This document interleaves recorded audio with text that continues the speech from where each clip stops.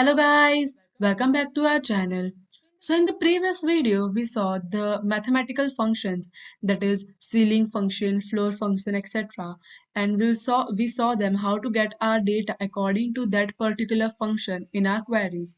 So that functions are used in our accounting process most of the times, or in the schools for generating a particular table or particular record for students. So I hope you are clear with the mathematical functions, and in this video we are going to see the aggregate functions. So now what are the aggregate functions? So from the word itself you'll get to know the aggregate means the summation of all or the group of it, and it will give you an answer of one question or answer of something which is in a large amount, and the answer you get it is of one product. So the aggregate function, so there are multiple aggregate function, that is average, minimum, maximum, sum of a particular amount or count, etc. So we are going to see these aggregate functions in our queries, and we'll see how to get our data from the database with the help of those functions. So in the last video also we have taken the table, that is the student table, and in this video we are also going to take the same table. So first see that the data of that particular table. So now here if you see that this is the table and they are having the columns, that is name, roll number and marks. So the first aggregate function which we are going to see, that is the average. So now the average means the sum of all, the summation of all the things which we have upon the number of things. That is here if we see, then for marks I want the aggregate functions, that is average for the marks. So there are 7 marks represented over here. So average means the summation of all these marks upon 7. This is how the average function works. So now I only want first the column, that is the average of this particular column. So I will write it in a way as, so this is the main query which we write, or the main basic query. Now I want the average for the column, that is marks. So I will write it as, so here the function average is represented before the column. So whenever you are writing any function, so the function will come before the name of the column, and the column name should be written in the brackets. So this is the query to get an average of a particular column, that is select average marks from student. Now if I'll enter, so here you can see that the average marks is of this. I haven't calculated this marks, but it is done automatically, so I hope it is correct, and you can also cross verify it. So this is how we get the average of the marks. In the same way, if I want the summation of all the marks, now suppose the faculty in that particular department, so the query would be like, I want the marks which are scored by all the students in 10th standard. So here I'll write the sum. So the query would be as, so here instead of average we are going to write sum, right? So the summation is, the sum means the summation of all the entries which we are there. So this would be the summation of all the queries, sorry, the summation of all the records of that particular column. So this is about the average and the summation of a particular column. So this is the function, that is average and sum. Now suppose I want the maximum number or the maximum amount in that particular column. So if we see here, the maximum amount or the maximum marks which are scored is of by Ajay, and it is of 30.60 marks. So now I want that the show that which student have, sorry, show that which marks is the highest scored. So what is the marks of the student which is highest scored in 10th standard? So I will write, instead of sum I'm writing it as max. So if you see, then here I am just changing the function, that is max, sum, average, etc. So now here if you see, it will give us as a max value, that is 30.60. In the same way, if I want the minimum marks which are scored by the student, so instead of maximum I will write it as minimum, that is mean. So now if you see, then the minimum, that is -2. If you see here also, it is the minimum marks is -2 which is scored by Rajesh. So this is how your aggregate functions, that is average, minimum, maximum, sum, etc. work. Now there is another aggregate function, that is if I want to count that how many columns or how many rows are there in that particular table. Now suppose I want to say that I want to see that how many entries are there which are done in the name. So here I will use the function, that is count. So instead of average or sum, I will write it as count. So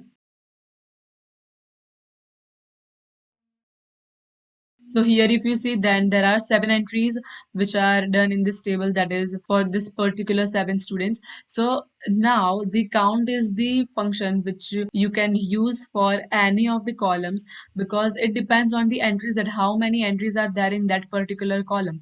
Now suppose if there is a class of 100 students, and if the test is conducted and only 90 students have attended that test, and so obviously the marks would be arranged, or the marks would be given to those 90 students. So if I'll write that count the particular entries of that particular column, so if I'll count for name, it will give me 100 entries, that is 100, and for marks it will give us 90. So it depends on how many values you have inserted for that particular column, right? So if it is 90 entries in that particular column, then it will show you 90, and if there are 100 entries, then it will show you 100. So why only the count function is used in any of the columns? Because obviously average is a mathematical function. So if you are having a numeric data, then and only then this average, minimum, maximum, or the sum of those will be applied to it, or else it is of obviously no use, because those are the things which you use for the marks or for any data which is numeric, that is rupees or something like that, right? So those are the entries, these are the functions which are used in the accounting data, that is which is the minimum, maximum, and the sum of it. So there would be some doubt in your mind that why we cannot write in a way as select star from student where, and after writing where, the condition will be there. So let me show you. So here I have written at select star from student where count marks, right? So here you can see that invalid use of a particular group function. So this is not the valid use of this function if we are writing it in this way. If you are writing it in a way as select count name from student or select count marks from student, then it will give you a particular answer. Now also if you remove where, then also it will give you an error, that is there is some mistake while writing the query. So this is not a valid syntax of writing it. Now if I want multiple columns, that is if I want that select the data of the student who is having the minimum marks, so I will write it in a way as,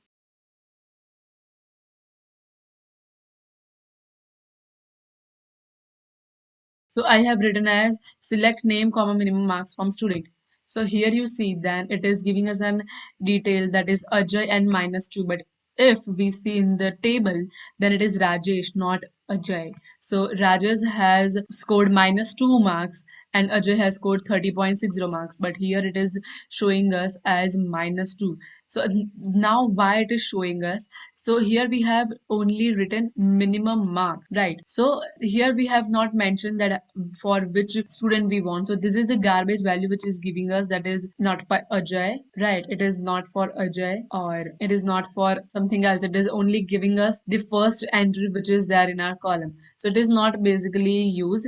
So these aggregate functions are obviously used, or we can say mostly used, in a way that for a particular column, that what is the average of it, that how many counts are there. So it is only used for a particular column. So there is no need of mentioning the other columns while we are executing for the aggregate function for that particular column. So this is how this aggregate function works. I hope you are clear with these aggregate functions and the mathematical functions which I have taught you in the previous video. So that's all about the functions.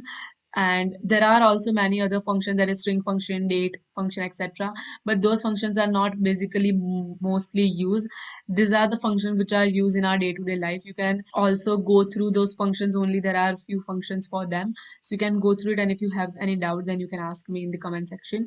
So that's all for this video. In the next video we are going to see the having clause, which we have left while doing the clauses, that is group by and the order by clauses. So in the next video we are going to cover this topic, that is for the having clause. And for this video, that is the aggregate function, I'll put some questions in the description box for your practice, so you can practice it, and if you have any doubt, then you can ask me in the comment section. So that's all for this video. See you guys in the next video.